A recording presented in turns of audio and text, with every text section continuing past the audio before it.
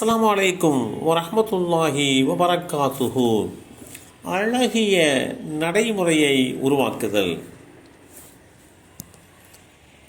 ஜரீர் இப்னு அப்துல்லா ரலியல்லாஹு அன்ஹு அவர்கள் கூறினார்கள், ஒரு நாள் நாங்கள் முற்பகல் நேரத்தில் அல்லாஹுடைய தூதர் ஸல்லல்லாஹு அலைஹி வஸல்லம் அவர்களோடு இருந்தோம்.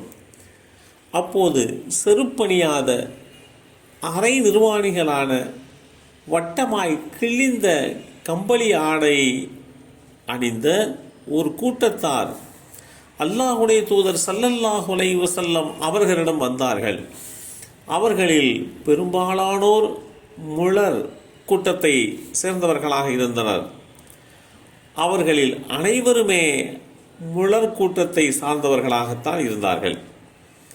அவர்களது ஏழ்மை நிலையை கண்டு அல்லாஹுடைய தூதர் ஸல்லல்லாஹு அலைஹி வஸல்லம் அவர்களுடைய முகம் மாறிவிட்டது.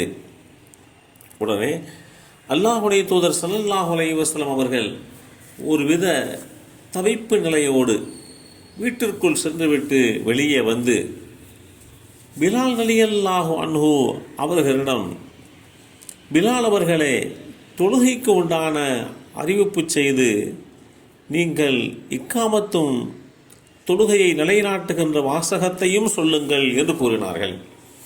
அல்லாஹுடைய தூதர் ஸல்லல்லாஹு அலைஹி வஸல்லம் அவர்கள் தொழுதுவிட்டு மக்களுக்கு உரை நிகழ்த்தினார்கள்.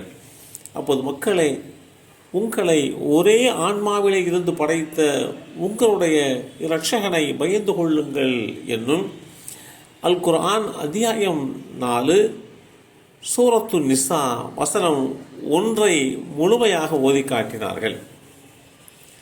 அதற்கு அடுத்தாற்போல், நம்பிக்கையாளர்களே, நீங்கள் அல்லாஹ்வுக்கு பயந்து கொள்ளுங்கள். ஒவ்வொரு ஆன்மாவும் நாளைக்கென்று எதனை அனுப்பியுள்ளது என்பதை கவனத்தில் கொள்ளட்டும். அல்லாஹ்வுக்கு அஞ்சுங்கள் என்னும் அத்தியாயம் 59 வசனம் 18 ஓதி காட்டி முழர் கூட்டத்தாருக்கு தர்மம் செய்யுமாறு கூறினார்கள். அப்போது உங்களில் ஒருவர் தமது பொற்காசு, வெள்ளிக்காசு, துணி, கோதுமை, பேரிச்சம்பழம் ஆகியவற்றை தர்மம் செய்யட்டும் என்று கூறி பேரிச்சம்பழத்தின் ஒரு துண்டையேனும் தர்மம் செய்யட்டும் என்று வலியுறுத்தினார்கள். உடனே நபித்தோழர்களில் ஒவ்வொருவரும் தம்மிடமிருந்த பொற்காசுகள், வெள்ளிக்காசுகள், ஆடைகள், கோதுமை, பேரிச்சம்பழம் ஆகியவற்றை தர்மமாக கொடுத்தார்கள். அப்போது அன்சாரிகளில் ஒருவர் ஒரு பை நிறைய பொருட்களை கொண்டு வந்து அதை தூக்க முடியாமல் அவருடைய கை திணறியது. ஏன் தூக்கவே முடியவில்லை? பின்னர் தொடர்ந்து மக்கள் தங்களுடைய தர்ம பொருட்களோடு வந்து கொண்டிருந்தனர். இறுதியில் உணவுப் பொருட்களாலும் ஆடைகளாலும் 2 குவியல்கள் சேர்ந்து விட்டதை நான் பார்த்தேன். அப்போது அல்லாஹுடைய தூதர் ஸல்லல்லாஹு அலைஹி வஸல்லம் அவர்களது முகம் பொன்னை போன்று மின்னிக் கொண்டிருப்பதையும் நான் கண்டேன்.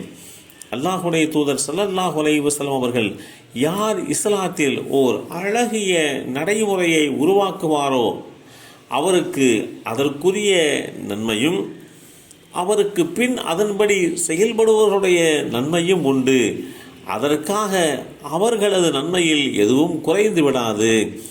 அவ்வாறே யார் இஸ்லாத்தில் ஒரு தீய நடைமுறையை உருவாக்குகிறாரோ அவருக்கு அதன் பாவமும் அவருக்கு பின் அதன்படி செயல்படுவர்களுடைய பாவமும் அதன்படி செயல்பட்டவர்களுடைய பாவத்திலே இருந்து எதுவும் குறையாமல் உண்டு என்று குறிப்பிட்ட இந்த செய்தி ஸஹீஹ் முஸ்லிமில் 1848 என்ற எண்ணிலே பதிவு செய்யப்பட்டிருக்கிறது.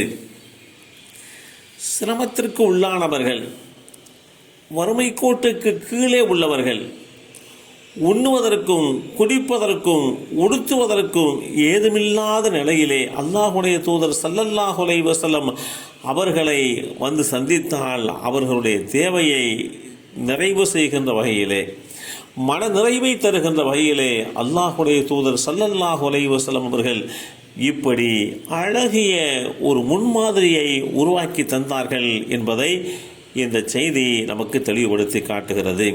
எல்லாம் வல்ல அல்லாஹு தாலா நபி ஸல்லல்லாஹு அலைஹி வஸல்லம் அவர்களால் உருவாக்கப்பட்ட அழகிய முன்மாதிரியை நம்முடைய வாழ்க்கையிலே கடைபிடிக்கக்கூடிய பாக்கியத்தை நமக்கும் நம் சந்ததிகளுக்கும் வழங்கி அருள் புரிவானாக. அஸ்ஸலாமு அலைக்கும் வரஹ்மத்துல்லாஹி